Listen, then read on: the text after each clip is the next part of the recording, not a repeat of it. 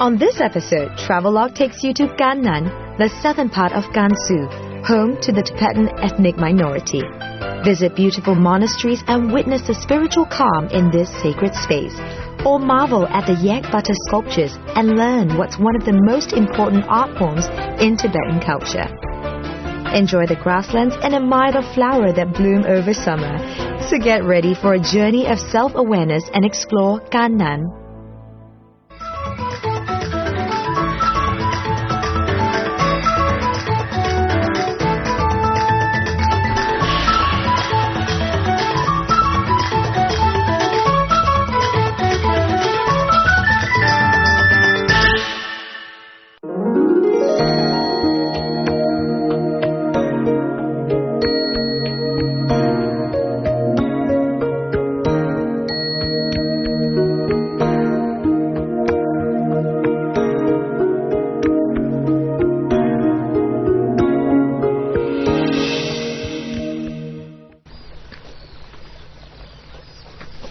I'm surrounded by rolling hills, beautiful grasslands, and livestock of just about every variety. You'd think that I was in Xinjiang or Inner Mongolia, but, well, I'm not. I'm in Gannan, the southern part of Gansu, home to the Tibetan ethnic minority. Welcome to Travelogue. I'm Michelle Lean. Gannan Tibetan Autonomous Prefecture is located in the southwestern part of Gansu Province. Covering an area of 45,000 square kilometers, it has a population that is 51% Tibetan, 41% Han Chinese, and other ethnic groups.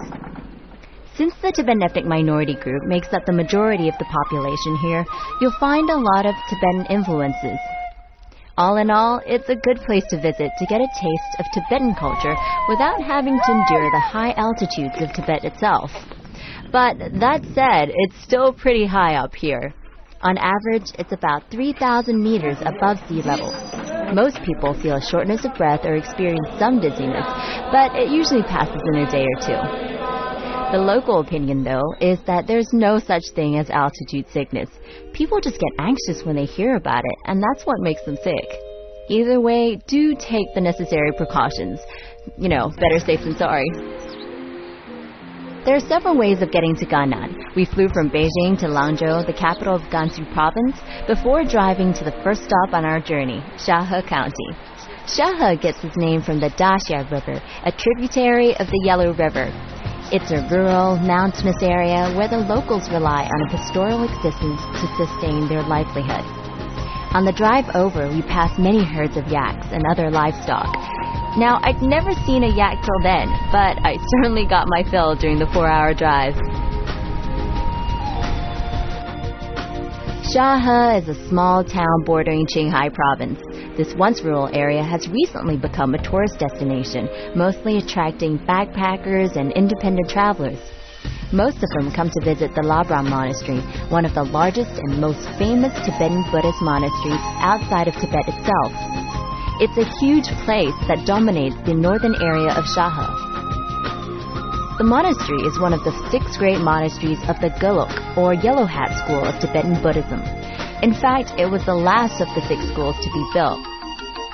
Founded in 1709 by Ngagawang Sundru, the first reincarnated Buddhist teacher, Labrang was one of the largest monastic universities in the Buddhist world. In its heyday, it was home to several thousand monks spread across 6 colleges. Today, however, there are only about 500 monks studying here. At Tibetan monasteries, you'll find these prayer wheels. And here at the Labrang Monastery, as early as 3 or 4 in the morning, you'll find people here going around this compound in a clockwise motion, spinning these wheels. And there are about 1,500 of them here. And when they spin these wheels, they'll be praying for, goodwill and good towards humanity and mankind.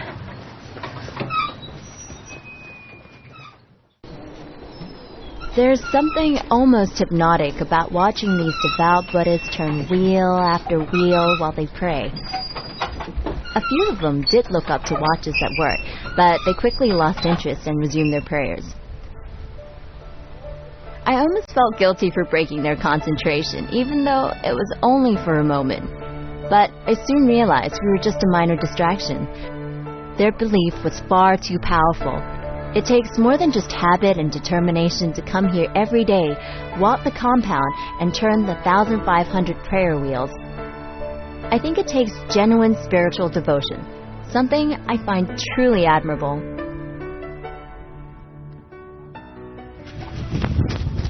Labram Monastery is one of the largest Tibetan Buddhist monasteries in the world, and it has the most extensive collection of Buddhist scriptures of all of them.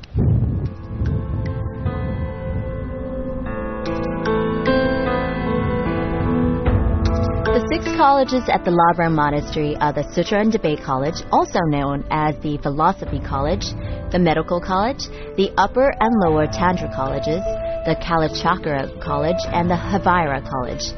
Monks are either assigned to a college or they choose one for themselves, according to their special interests. Of course, it's better if they choose, since their study can last an entire lifetime.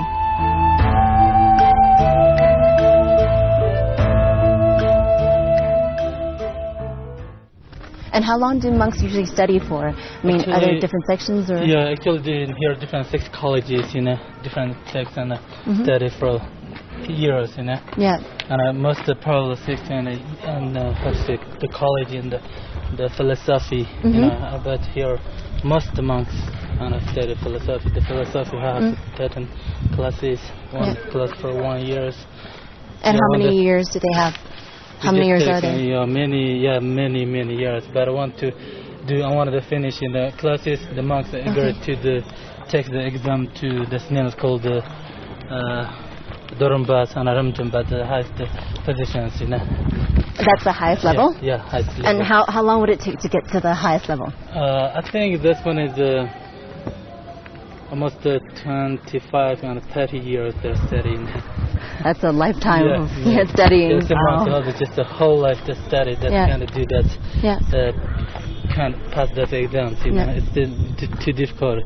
Just here, philosophy has about 700 monks study philosophy. Just 2 monks 1 year do that. Great. Can pass that exam.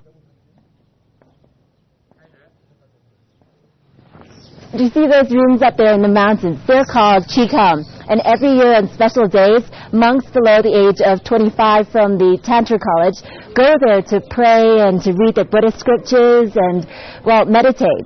And they'll go basically before sunrise.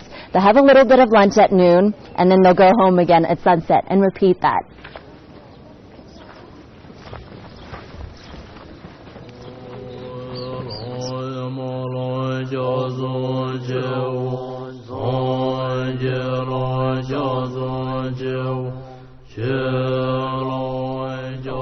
Every day the monks will have morning and afternoon classes. In each of the 6 colleges there are 13 levels of education. Now once a student reaches the 12th level, he takes part in one of the 2 open debates that are held annually. At the end of it, only one person will go on to the 13th level. That is, after considerable questioning and scrutiny by his fellow students and judges. Sometimes, if the judges aren't convinced, no one will be deemed to have passed the debate. But, see, here's the catch. A monk can only undergo this examination once in his lifetime, so anyone who participates and doesn't pass has to remain at the 12th level, or restart their education from scratch again at another college.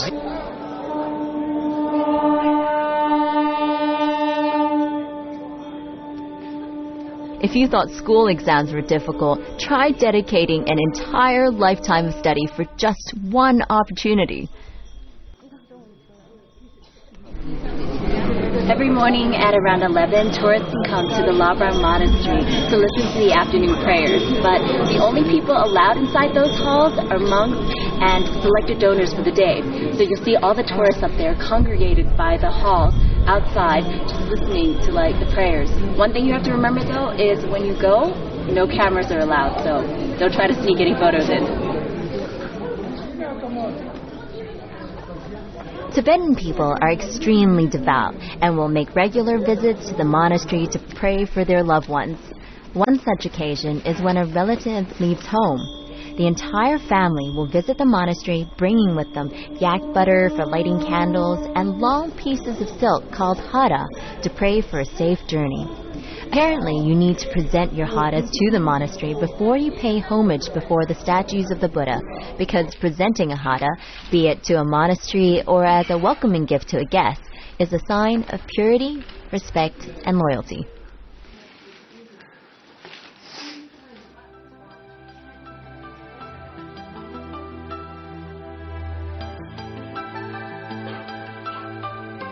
At the Labrang Monastery, you'll find a special room dedicated to one of the most unique forms of Tibetan art, yak butter sculptures.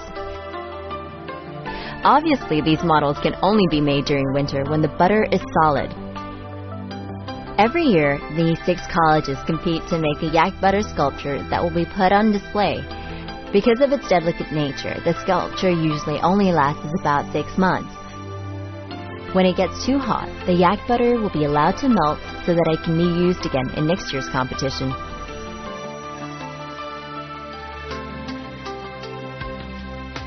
Aside from yak butter sculptures, another well-known art form, perhaps the most famous in Tibetan culture, is the tanka.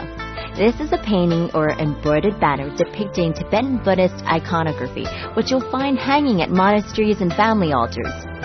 It's an ancient art form dating back to the late 13th century.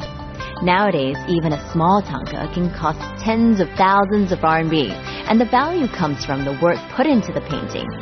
Everything is handmade, from the canvas to the paint. The canvas is made from cotton or silk, with each layer tempered with an herb and glue solution, and the paints on their own are worth quite a pretty penny because they're made of precious stones and gold that have been grinded up. I'd heard of tankas before, but I had yet to see one, so it was a good thing that I didn't have to go far, because right next door to the Labrang Monastery is a tanka art center run by a Tibetan monk. 简单的介绍的话，它是就是面部上面面部上面矿物一样的一些画出来的一个建筑画，很多那个题材是什么题材都有，主要是佛菩萨佛像为主的这样的一个画，也是一个藏民族的一个怎么说呢，一个传统的一个特殊的这样的一个画。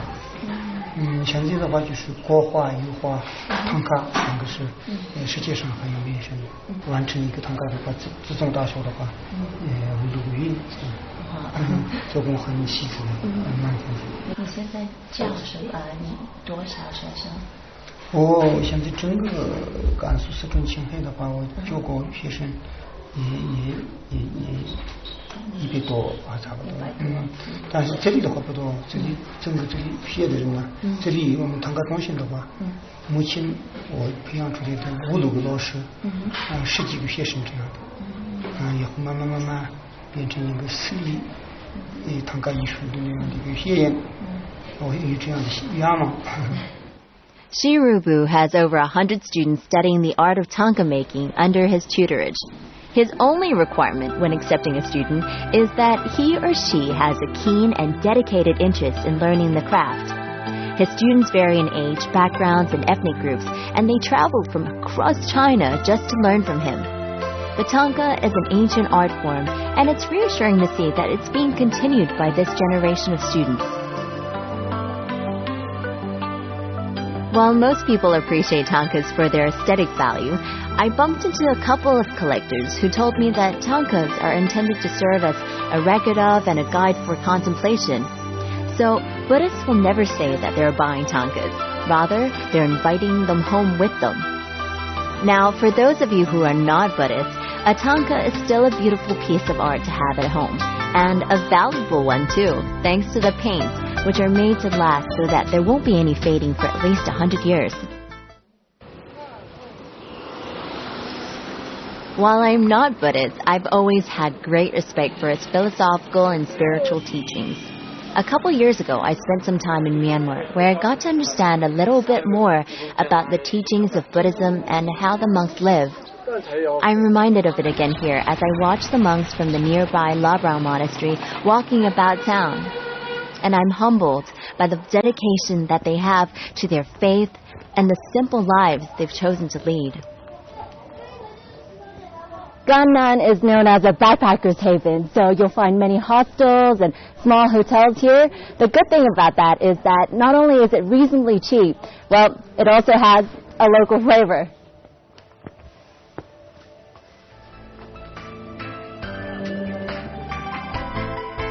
If you're the kind of person who needs their creature comforts and can't stay anywhere with fewer than 5 stars, you may want to think twice about visiting Shaha. But if you're up for a challenge and don't mind sacrificing a little comfort in order to experience real beauty and perhaps gain a little self-awareness and spiritual help at the Labrang Monastery, definitely come. The road here isn't a smooth one, and while the accommodations aren't always shabby, it definitely won't feel anything like home. Then again, isn't that the point of traveling?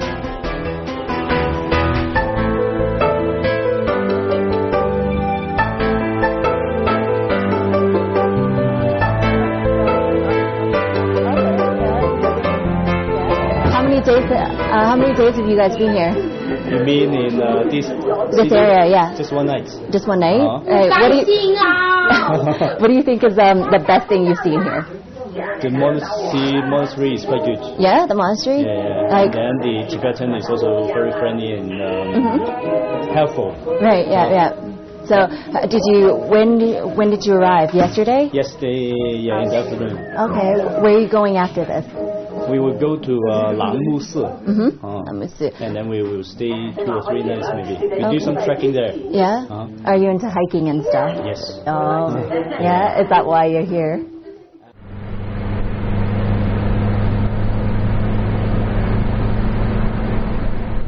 Less than a 20-minute drive away from Shaha, beside the Daxia River, you'll find the Sangha grasslands, named after the Sangha flowers that bloom here in summer and form a natural carpet over the terrain.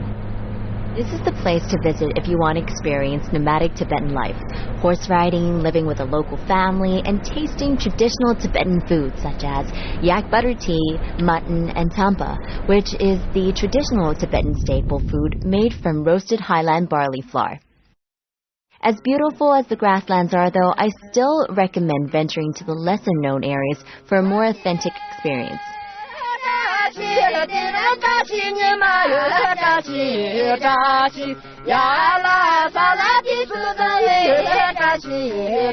Over the winter, temperatures here can drop to as low as minus 20 degrees Celsius. So in spring, during Xianglong Festival, entire Tibetan villages will pack their bags and head to the distant forest to stock up on wood for the coming winter.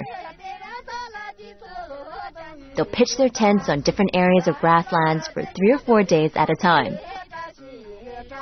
They'll work at gathering the wood during the day and celebrate at night, enjoying their time amongst friends and families in the great outdoors before moving on to another grassland. It's a festival with a pragmatic element because it provides the essentials for getting through the winter. But more importantly, it brings families and friends together for some quality time. Now, perhaps us urbanites should take a page out of their book.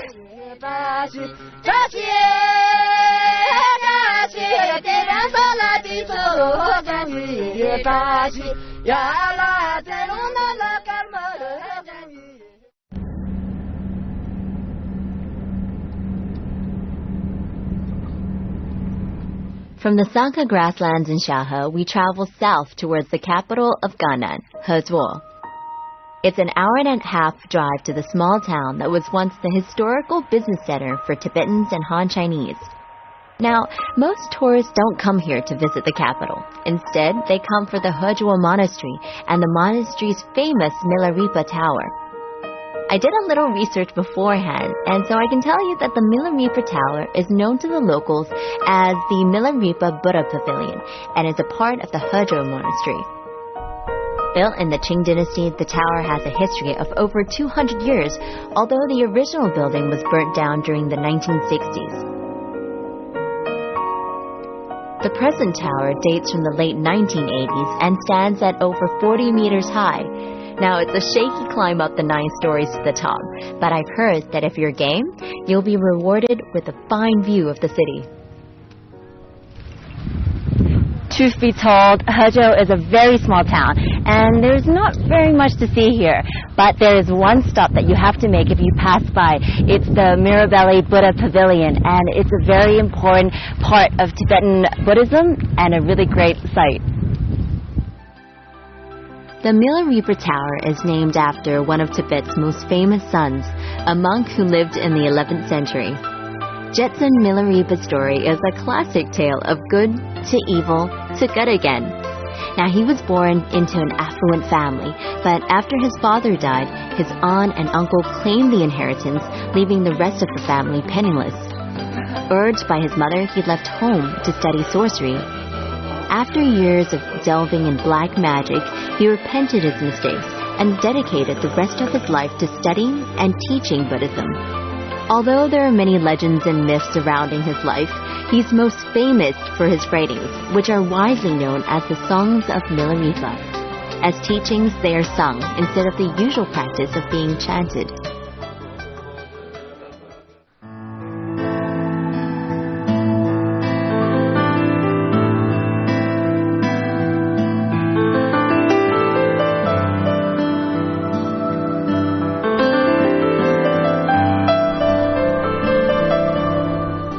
You can visit Gannan all year round, but the best time to come is from June to August. It's then that the grasslands are in their full glory, providing a spectacular backdrop to your travels. I'm not sure if you're the kind of person that's going to start oohing and aahing about fields of flowers, but you have to admit this is pretty amazing.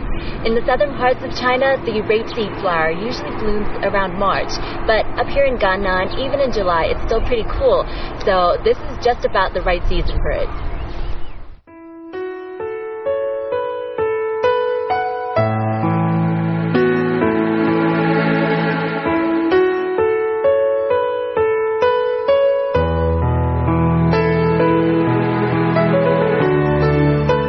Hezhou can be considered the midpoint between two areas where the ethnic Tibetans lead two very different traditional lifestyles. You'll find that the Tibetan families living in the north of Hezhou are stock breeders, while those in the south are farmers.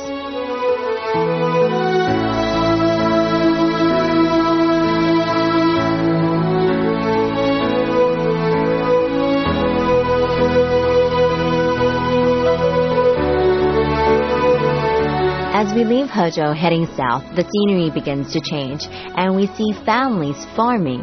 This is really different from the families we'd seen up north, who move several times a year, packing up their homes and leading their animals on to greener pastures. It's definitely not an easy life, but it's traditional, and it's the way these people have lived for generations. The men herd the animals, and the women take care of the household.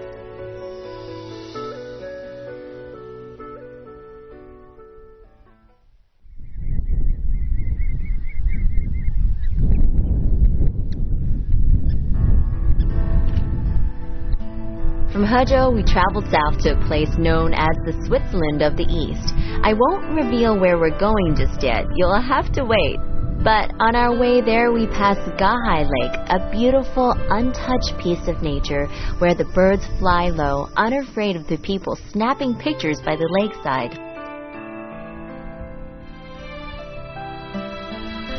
It's a popular stop for photographers, although there isn't actually an official entrance to the area. Getting in involves climbing under a fence or two, but as long as you leave without disturbing the natural surroundings, no one will stop you from getting close to the water's edge. The birds tend to be very trusting here. Maybe they know that it's against Buddhist teachings to harm animals. To be honest, I think there's a good chance of you getting hurt if you were to ever try and catch something here. So don't even think about it.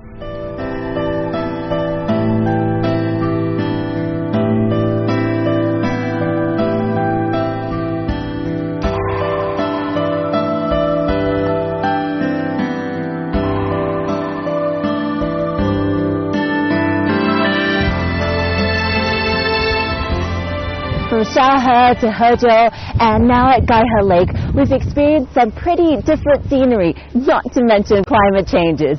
But it's all been spectacular, and that's exactly why people love Gannan so much. Thanks for watching Travelogue. I'm Michelle Lean. I'll see you next time. But in the meantime, keep those bags packed. Now, I thought the weather in Melbourne was fickle, but Gannan has given my Australian home city quite a run for its money. After a night in Machi, we pass Gahai Lake once again, and this time we're welcomed by clear blue skies. Yesterday, the lingering fog made the Gahai Lake area feel serene and a little mysterious. But today, the water is sparkling and shining, inviting the passerbys to take a dip. This says a lot about Gannan, that you can come here several times and see the same familiar landscapes, and yet always get a new and different experience out of it. In the next episode, we'll continue our travels in Gannan with a trip to a little town tucked away in a valley, which is known mostly to backpackers and adventure-seeking travelers. I won't reveal the town's name, but here's a clue. Its nickname is the Switzerland of the East. We'll also be experiencing more of the culture of the Tibetan ethnic group in Gannan and picking up some fashion tips and a dance step or two from some new friends. See you then!